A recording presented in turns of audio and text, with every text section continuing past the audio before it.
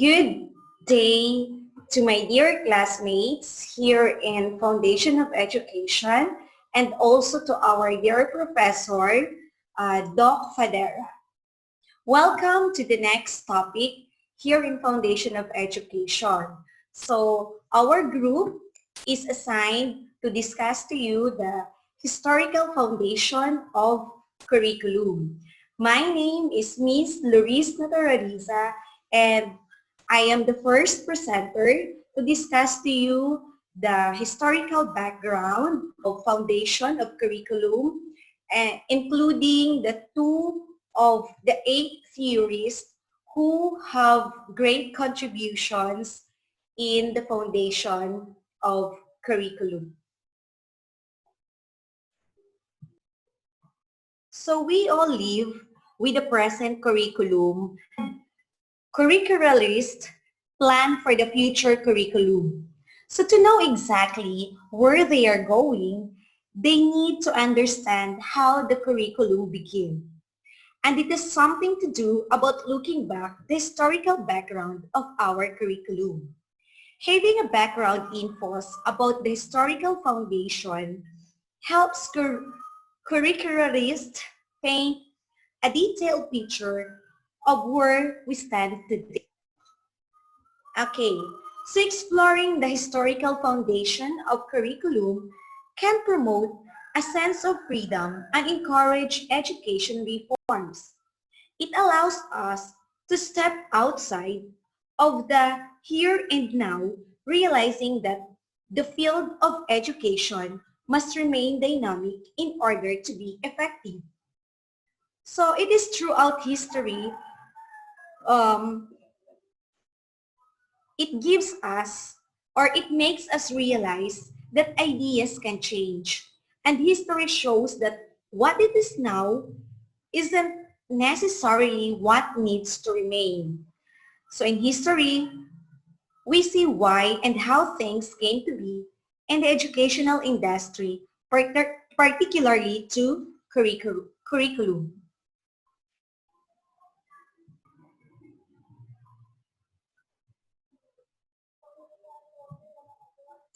Okay, let us have the definition of curriculum. What is curriculum?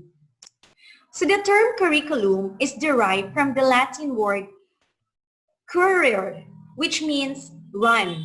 Thus, curriculum is a runway of attaining the goal of education. Curriculum may be considered as blueprint of an educational program. So this is basically its definition.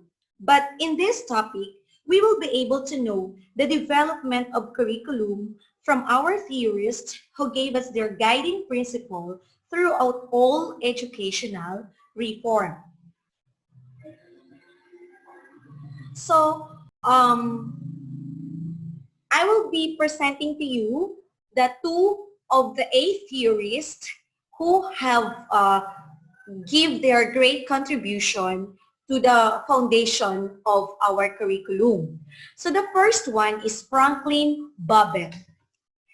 This in 1876 to 1956. He was born in English, Indiana, a professor of education administration at the University of Chicago. Now, let me read to you his contributions. He is the curriculum development movement. Another, he viewed curriculum as a science that emphasizes students' needs. Third, curriculum for him prepares learners for adult life. And objectives and activities should be grouped together when tasks are clarified. So as we go on to this topic, we will be able to know what are these men's contributions to the curriculum and how did he became influencing in our educational system here in the Philippines. So let us find out his views to curriculum. Okay, One of Babette's viewpoints and belief towards curriculum is that he said that a curriculum is a course of deeds. So what do you mean by course of deeds? So meaning the content of the curriculum or the course are subjects with areas of living, like preparing children for their adult roles. Let us have the second viewpoint of Bobet to curriculum. He said that the curriculum is an arena of social engineering, meaning the course should use centralized planning in an attempt to manage and regulate the development of a society. And then another one is that a curriculum is a social control.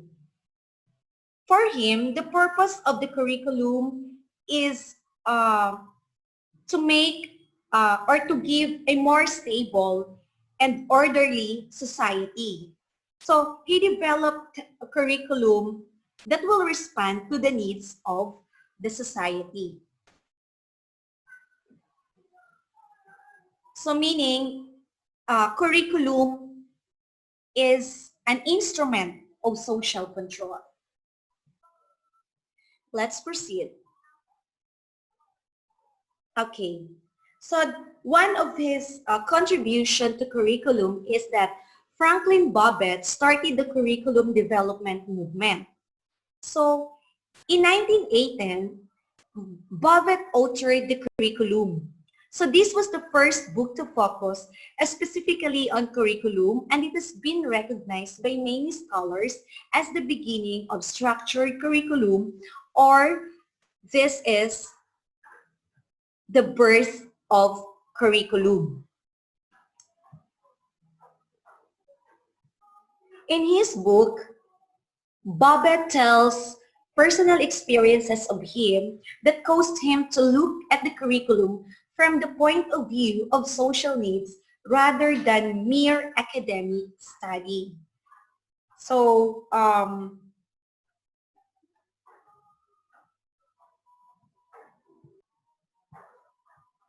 and he have also published the book, How to Make Curriculum.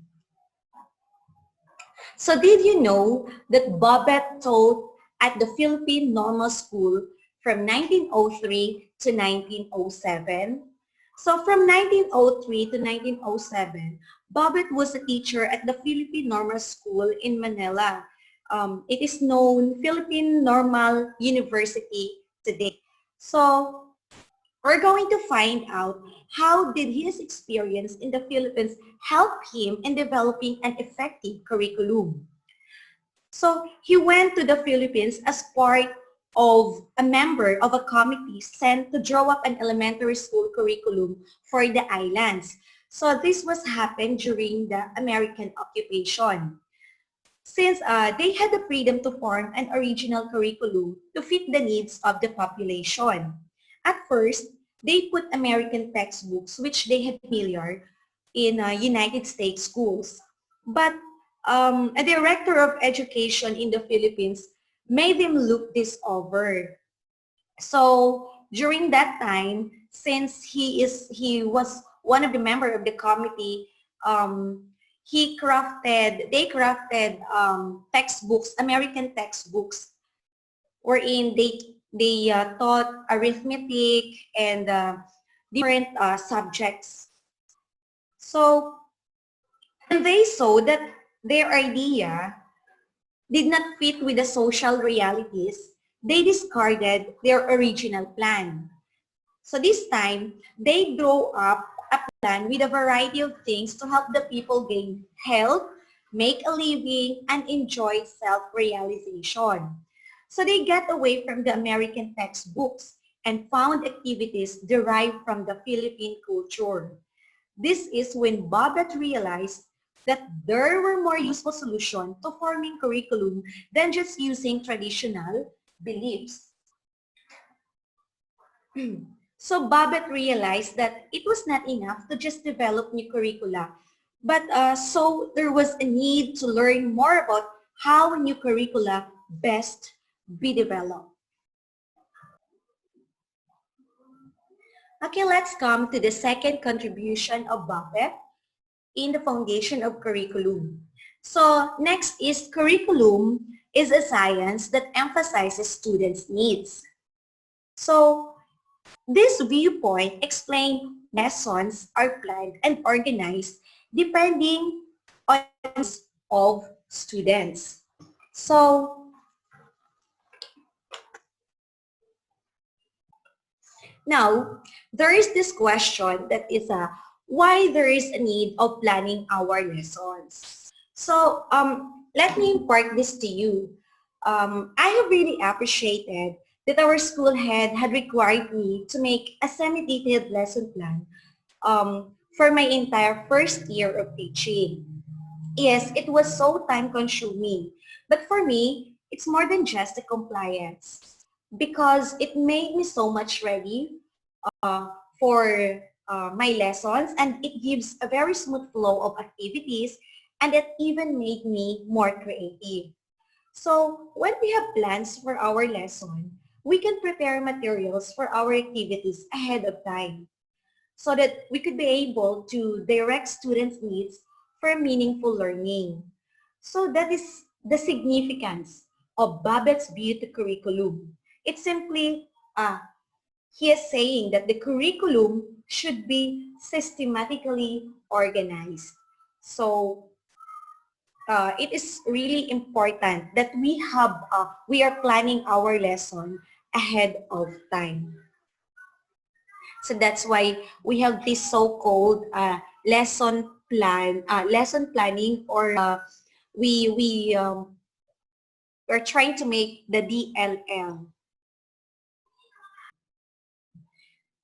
Next is curriculum prepares learner for adult life. So Babette felt that the curriculum was a way to prepare students for their future roles in the new industrial society. He influenced the curriculum by showing how teaching classical subjects should be replaced by teaching subjects that correspond to social needs. So according to him, people should not be taught what they would never use.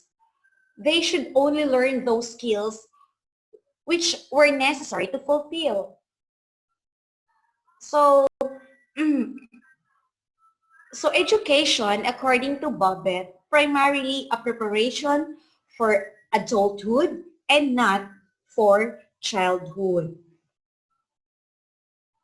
Um, for additional information, he was also an advocate or endorser of efficiency movement. So what they did there is that they eliminate waste in all areas of economy and society. So some subjects, so education, in terms of education, some subjects that he believed not essential for preparing children for adult life were eliminated or replaced. Next. Babette said that objectives and activities should group together when tasks are clarified.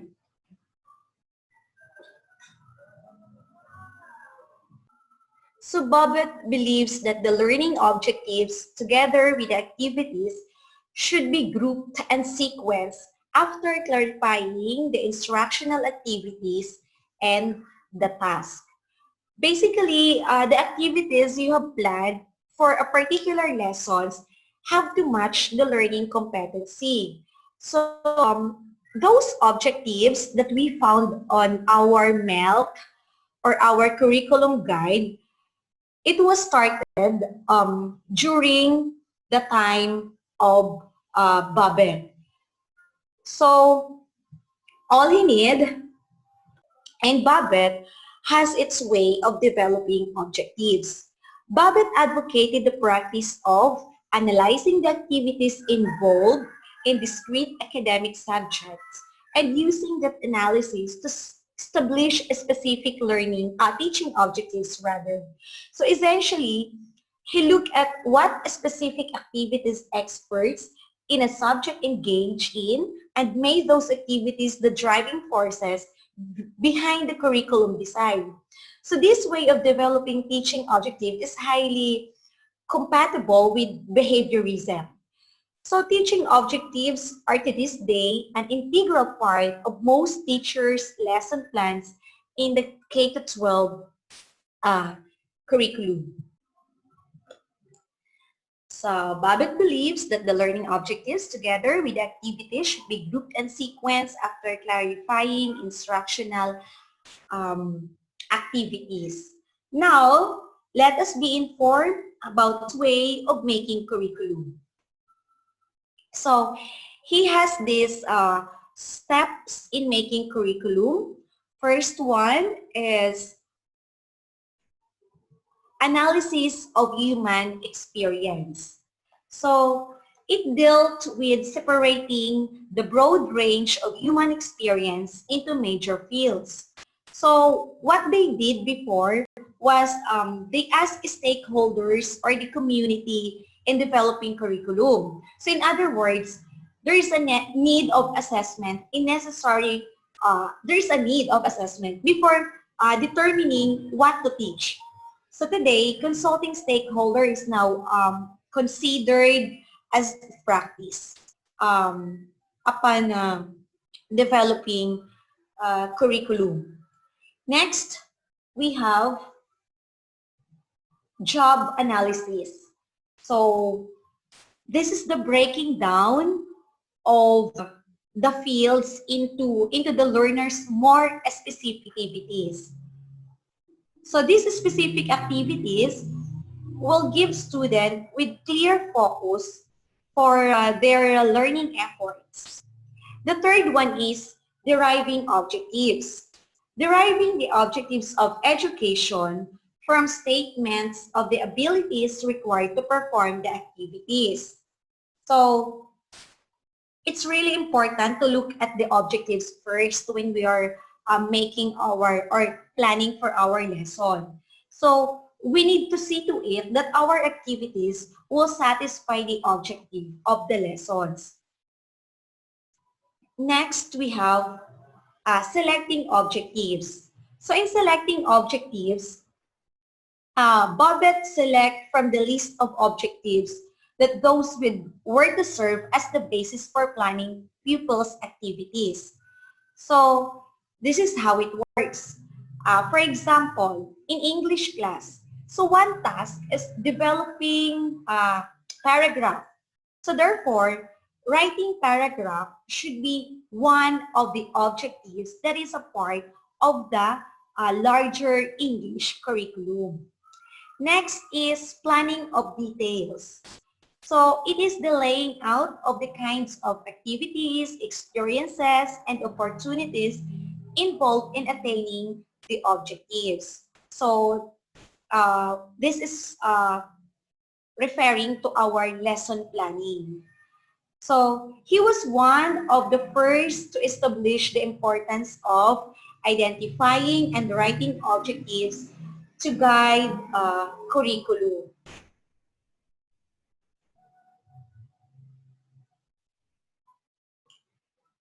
Let us now proceed to next theorist who also have a great contribution in the development of curriculum. So we have Weret Charters from 1875 to 1952. So he born in Hartford, Ontario, Canada, a professor and director of the Bureau of Educational Research at Ohio State University.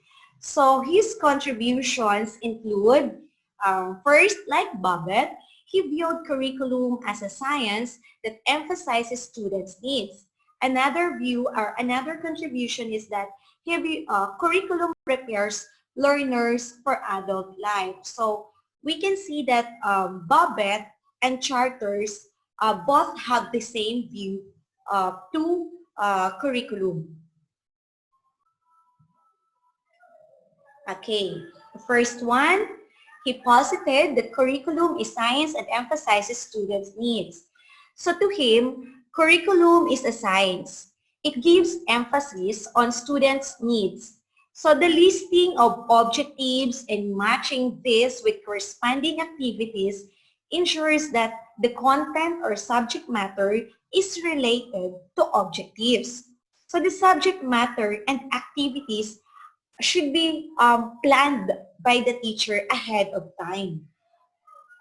So we have been applying this view to curriculum by charter. It is during our lesson planning. So we teachers organize activities that are anchored to objectives.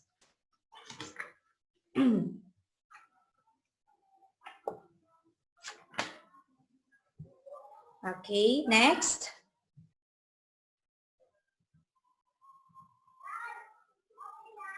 Okay, so according to Margaret Helton in her book, Preparing Students for Life and Work, so learners need to go beyond memorizing facts. They need deeper learning. So for them, to become capable of taking what was learned in one situation and applying it to new situation. So in other words, learning for transfer. That is called the learning for transfer. So it is in our K-12 curriculum that we are using today. Another is objectives and activities should match. Subject matter or content relates to objectives. So the second one simply means that learning should relate to objectives.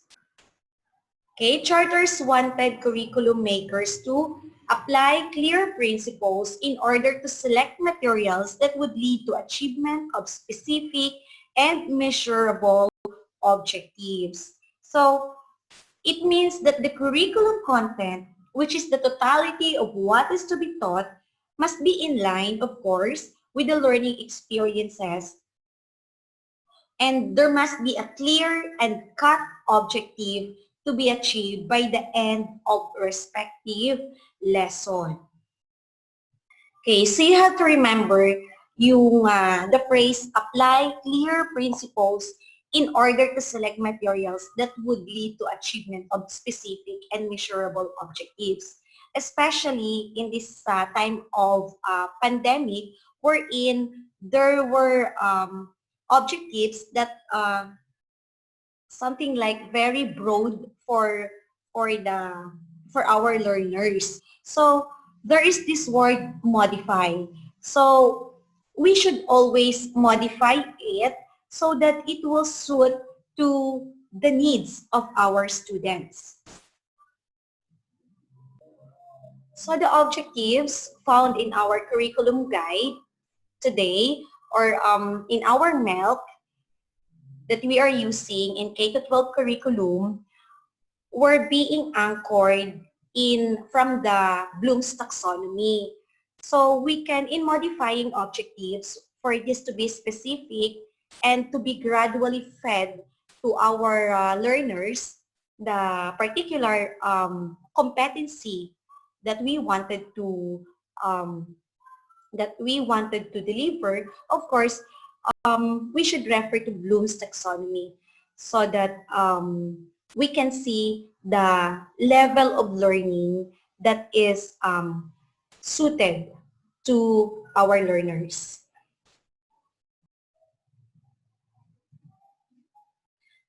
Okay, so yes. So to summarize my topic, let me read to you the contributions of these two theories. So Franklin Bobbitt believed that the curriculum should start with outlining what students need to know, it called objectives. Next, it was necessary to develop activities that the students do to achieve the objective. Bobbitt emphasized having students complete activities in order to learning. And From wearing charters, he was also a behaviorist like Bobbitt. He developed a method of selecting objectives based on social needs. So objectives should be specific and measurable. So Bobbitt and Charter's influence in education continues to this day. They provided the foundational concepts of many standards operations procedures in education. So the world of education would be different today if not for the work of these two men. Okay? Um, let me have this, let me read this to you. A knowledge of curriculum's history provides guidance for today's curriculum makers. That is according to Ornstein and Hankins 2013.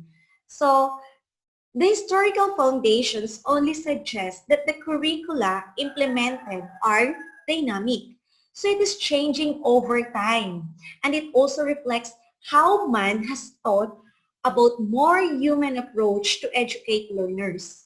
Moreover, history also shows how curriculum adapts to the time when it is implemented, how its purpose, principles, and content change over time. So the learners don't adjust. It is the curricula because of the needs of the learners. For example, 30 years ago, there were no computer. Subjects now, there is a need those because of the rampant use of technology for almost all of the industries. So here ends my presentation for this topic. Thank you very much for watching and God bless us all. A nice day to everyone. We are still in historical foundation and I'm going to report to you the continuation of this. By the way, I'm Miss Raicel F. Homarcan. We're already through with the introduction and the first two theorists who contributed in curriculum development. They are Franklin Babbitt and Warren Charters. And I am going to present three more theorists. They are William Kilpatrick, Harold Rugg, and Hollis Caswell. So let us see how each of them contributes to the curriculum development. First, we have William Kilpatrick.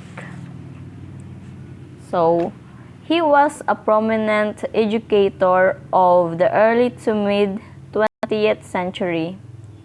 He was a colleague of John Dewey and a proponent of Dewey educational model.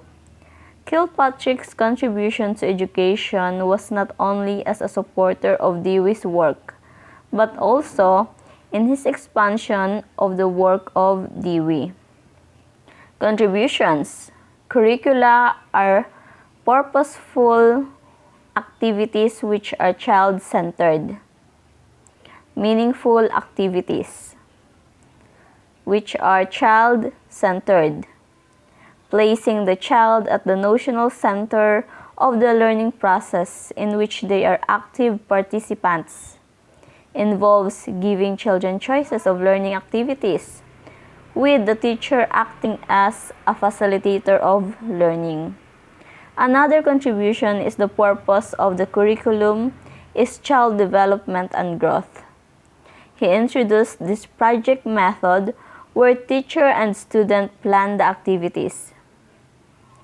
Kilpatrick's project method is a blend of behavioral psychology and progressivism. It was behavioral in that student behavior was observed, but it was also progressive in the focus on child-centered learning. So there are 4 steps of project method. First, the purpose. Teachers first need to decide what are they trying to do. What are their goals or objectives? And then Second, the plan. The need to develop a plan for achieving these objectives, the development of observable goals, is clearly the behavioral aspect of this method. Followed by execute. Execution involves the implementation of the plan. And last is judge. The teacher assesses the success of the plan. Again, assessing the students and curriculum is a behavioral aspect of the project method, giving evaluation or assessment to the learners. Another contribution is curriculum develops social relationships. For Kilpatrick, education was about the social development of the child rather than their cognitive development through the mastery of content. This is not saying that the mind did not matter. The emphasis was on learning to think and not focusing on what to think. These beliefs led Kilpatrick to create a unique form of teaching. And small group instruction. Small group instruction is an opportunity for teachers to provide additional teaching and practice often needed for struggling students to master important skills or understand key concepts. Another theorist is Harold Rugg. His contributions are: curriculum should develop the whole child. It is child-centered. The same with William Kilpatrick. Child-centered approach. Children take responsibility for making choices about what they will learn and explore. Teachers listen for cues and watch interests develop to create an appropriate curriculum for each individual. Another contribution from Harold, with the statement of objectives and related learning activities, curriculum should produce positive outcomes. A learning outcome is a clear statement of what a learner is expected to be able to do, know about, and/or value at the completion of a unit of study, and how well they should be expected to achieve those outcomes. It states both the substance of learning and how its attainment is to be demonstrated. Another contribution is he emphasized social studies and suggested that the teacher plans curriculum in advance. It is in the form of lesson plan that we usually do every day, every night before our class. It serves as a guide that a teacher uses every day to determine what the students will learn, how the lesson will be taught, as well as how learning will be evaluated. Lesson plans enable teachers to function more effectively in the classroom by giving a detailed outline that they adhere to during each class. And the next theorist is Hollis Caswell. Contributions: curriculum is organized around social functions of themes, organized knowledge, and learners' interest. Curriculum is arranged in a systematic way. Another contribution: curriculum, instruction, and learning are interrelated or connected to with one another. Curriculum is what is taught in schools. Instruction is how curriculum is delivered. And learning is what knowledge or skill has been acquired. These three are interrelated in such a way that when one of it fails, the other one will be affected. Say for example, when instruction was not planned and it was not executed properly by the teacher, the learning or knowledge will be affected. So they are interrelated with one another. Another contribution from Hollis Caswell: curriculum is a set of experiences. Learners must experience what they learn. Subject matter is developed around social functions and learners' interests.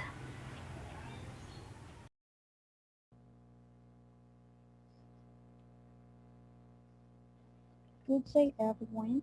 My topic is the continuation of the report of memories and migration.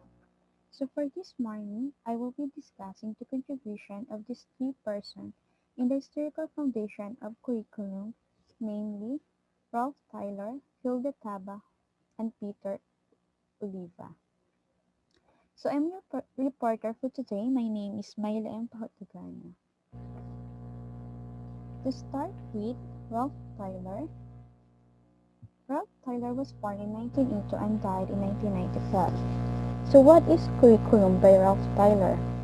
So according to him, the curriculum is all of the learning of students, which is planned by and directed by the school to attain its educational goals. Another one, curriculum is a science and an extension of school's philosophy. It is based on students' needs and interests. Curriculum is always related to instruction. Subject matter is organized in terms of knowledge, skills, and values. And also, it is the process emphasizes problem solving. So curriculum aims to educate generalists and not the specialists. Now, let us discuss the component of Tyler's model of curriculum. So the Tyler rationale is a linear model for curriculum development composed of four components. They are objectives, activities, organization of activities, and evaluation. So Tyler in 1950 saw three sources of objectives: studies of the job, studies of the student, and information from subject matter specialists.